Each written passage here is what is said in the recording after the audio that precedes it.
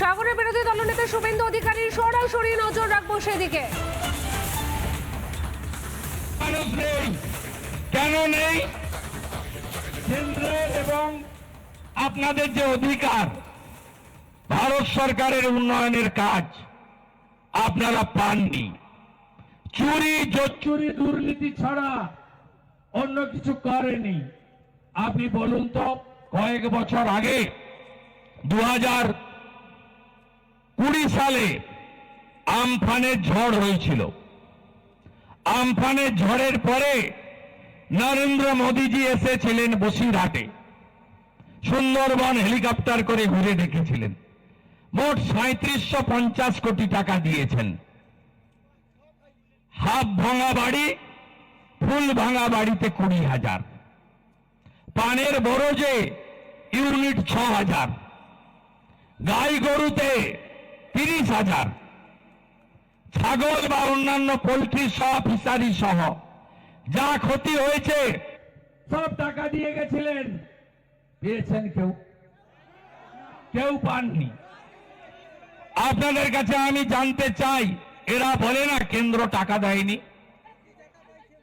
আমি বলি 100 দিনের কাজ 2004 থেকে 14 কংগ্রেসের সময় মমতা ব্যানার্জিও মন্ত্রিসভায় 3 বছর ছিলেন। কত টাকা দিয়েছিল মনমোহন সিং এর সরকার? 14,654 কোটি টাকা। নরেন্দ্র মোদীজির সরকার 14 থেকে 22 পর্যন্ত কত টাকা দিয়েছেন?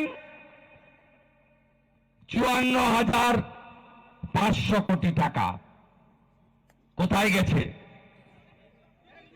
1,25,00,000 ভুয়া জব কার্ড বাংলাদেশ থেকেও টাকা তুলে নিয়েছে। এরা এত চোর, বড় বড় কথা বলে। 4 মাস পরে বিজেপিকে আনবেন, মে মাসে 100 দিনের কাজ চালু হবে।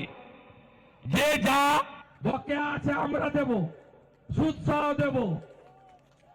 আর ভুয়া টাকা, চুরি করা টাকা যত পঞ্চায়েত নির্মাণ সহায়কের বাড়িতে আছে, গর্ত খুলে বের করব টাকা। মোদীজির স্লোগান, না খাউঙ্গা না খানে দুঙ্গা।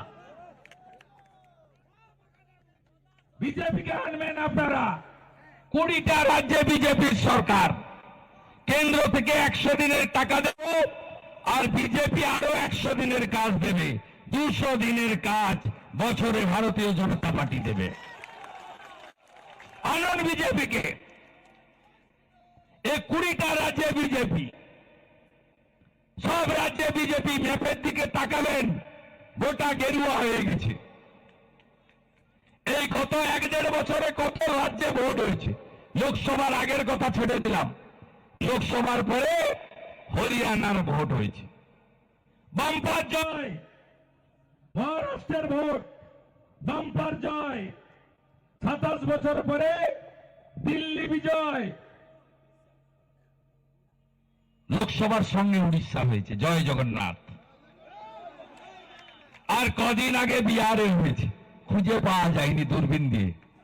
নানা ধরনের কন্টেন্ট দেখার জন্য লাইক করুন, শেয়ার করুন আমাদের ফেসবুক পেজ, সাবস্ক্রাইব করুন আমাদের ইউটিউব চ্যানেল।